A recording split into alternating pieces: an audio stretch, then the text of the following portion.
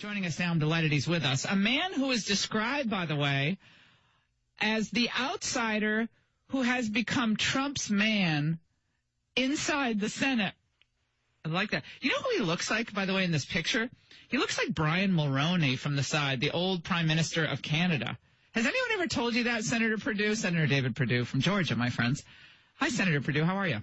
Well, hey, Laura, how are you? That's a compliment. But before we get started, I want to give you a congratulations shout-out here. I'm very excited about your new Fox show. I just think I'm really looking forward to that. Oh, well, you know what? You know what? I'm going to say thank you, number one. Number two, a lot of you senators are already telling me, I'm not going to stay up late. You're going to have to pre-tape me. And I'm going to say, okay, then you're not coming on the show. Okay, so you call me 24/7, Laura. Yeah.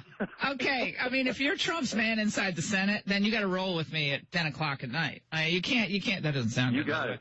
But you have to show up, okay? Because I've already heard from some of your colleagues that, well, can you tape me at 7 p.m.? Like, what part of no don't you understand? No. And we're gonna have a fun show, so you're gonna want to come on this show. This is gonna be not that all the other shows on Fox aren't fun, but we're gonna have a bit of a different approach to some of these issues.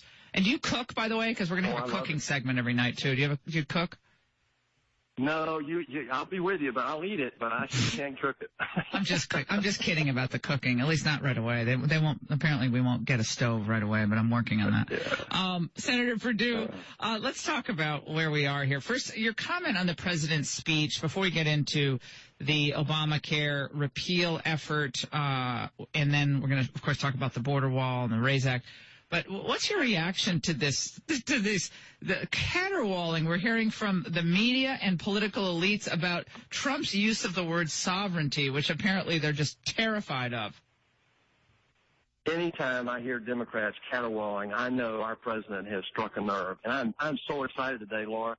I share your enthusiasm. Look, this president is re-engaging with the rest of the world doing two things. One, he's telling our allies we're going to be there for them, but more importantly, he's telling the other people who would do nefarious things what's important to America. And in these trade conversations, look, world poverty is down by 2/3 since 1965, and the Great Society's war on poverty started. But in America, our poverty rate hasn't moved an inch. And one big reason for that is that our trade deals have been so one-sided. And this president gets it.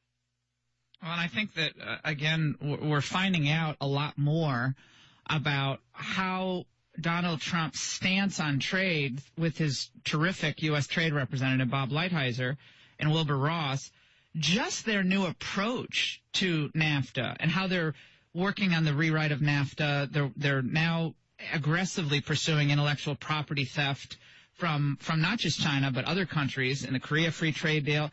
Boy, you have a diminution of the cheating going on. They haven't even really gotten going on a lot of this stuff, but already the cheating has receded somewhat.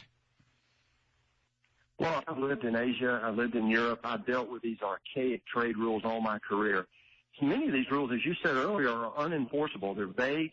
There are loopholes, and so people have taken advantage. And the beneficiaries have been third world. The third world economies are growing. We've opened our markets, but it's time now, and this president knows it, it's time now to protect, to some degree, getting our economy going again. This job one right now and getting level playing field with the rest of the world is one of the best ways to do it. We know that the rest of the world's growing consumption is there. We are the best. We're the 800-pound gorilla economy right now to do that, to meet it. And so I'm very excited about this speech in the UN yesterday for several reasons. But this thing about trade is really, really going to get us going in the right direction. So this new Graham Cassidy Obamacare so-called repeal. I have my doubts about this for a variety of reasons. Number one, God bless him, but Lindsey Graham's involved. If Lindsey Graham is involved in a major piece of legislation, it's never good. I'm sorry. I'm just being, I love him as a person. I just want to say that I adore him as a person. He's a wonderful human being.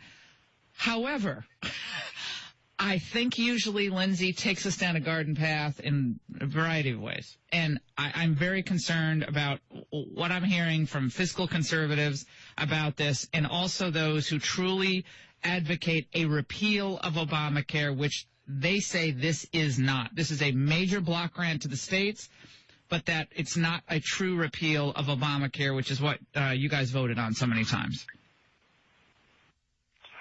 Well, I think I share some of your concerns. Ron Johnson, Dean Heller, Bill Cassidy are also very involved in this. In my opinion, there's no, at this point, given the terrible nature of the structure of Obamacare, and given that we failed several weeks ago in terms of repealing Obamacare, it's very difficult to get a perfect solution.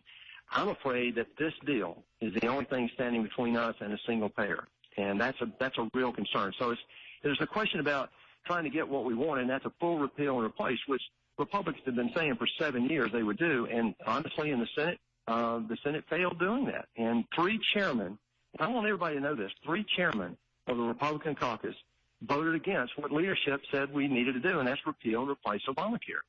So here we are in the 11th hour. We got to get this done. Even if we get this done, it's got to be done by the end of next week, Laura. So this is an attempt to solve four things. Access, there are 300,000 people in my state that don't, under Obamacare, who don't have access to health care, and they make less than the poverty rate. In 2014, Laura, 8 million people were fined $2 billion by the IRS because they didn't sign up for Obamacare, and half of those people make less than $25,000.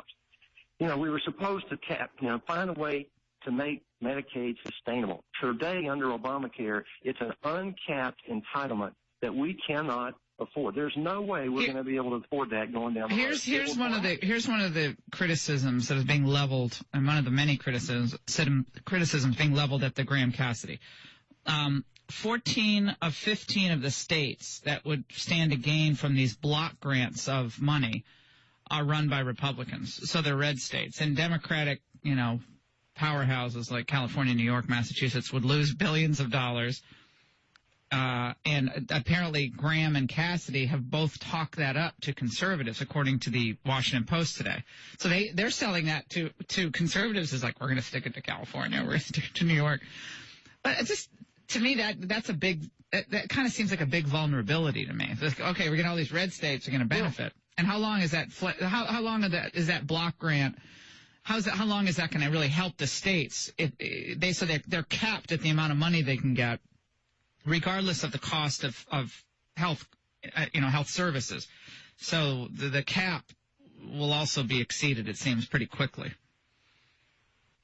Well, what these guys are doing is they're talking about the allocation is based on the number of people in the state and the needs and the income. So they have a different formula than Obamacare. Under Obamacare, 4 states, California, New York, Maryland, and Massachusetts, get the lion's share. California got $23.5 billion last year just in the expansion fees. That's outrageous. It's uncapped. I mean, basically, they can pick a number. What these guys are trying to do, what Cassidy's trying to do, is have a more rigorous calculation about how the states get allocated and push that money back to the states. Like the governors under 1332 waivers have more flexibility in terms of deciding what the needs of their people are in that state. This is a federalist move here.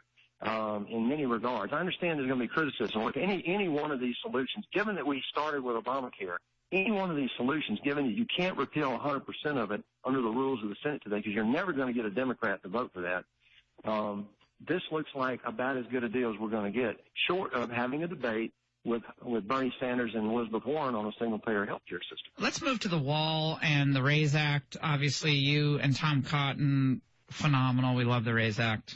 Common sense, capping of the number of legal immigrants who come into the country, a lot of low-income, low-skilled immigrants, because we've taken about 1 million a year. And now Paul Ryan has said, it's reportedly, that there will be no wall. McConnell has made it clear he's not behind closed doors. We have all the reports that he doesn't want a wall.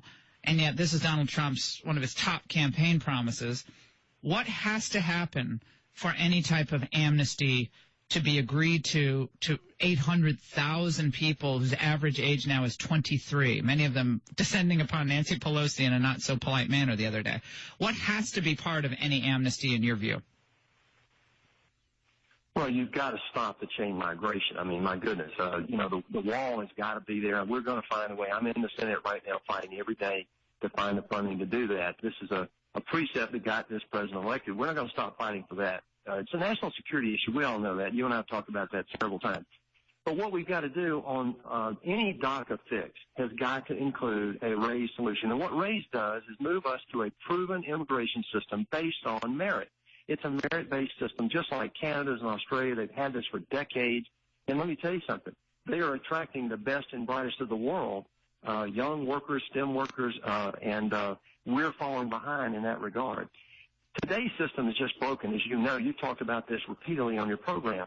1 in 15 people who come in under our legal system today come in with skills for work. And that leads to about half of all the legal immigrant families, all the households, are in the welfare system. That's not the American dream. No. And what we want to do is go to a program that's pro-worker, pro-growth, and has been proven. This is not an experiment. Canada and Australia have been doing this for decades, Laura. Well, we're just so happy that you're in the Senate. I mean, you're doing such great work on so many different issues, and there's a lot of challenges that our country's facing. We send prayers to the people of Puerto Rico and Mexico, and still, of course, in Houston and in Florida. I mean, there's just so much that our country's dealing with, and we need senators who speak truth to power. And we're going to hold you accountable every step of the way, Senator. But I mean, so far so good. I mean, I just really like you. You're great. Well, that's a great formula. I tell people, you hold me accountable and tell us when we're getting off track, because we're doing as best we can to do what we told people we would do, just like this president did. Well, we appreciate it. We'll take a break. I'll check back with you soon, and I've already gotten a commitment that he's coming on live on my show. He's not going to be pre-taped like some of these grandpa senators who have to go to bed early. We'll take a break. Don't go away. The Laura Ingraham Show.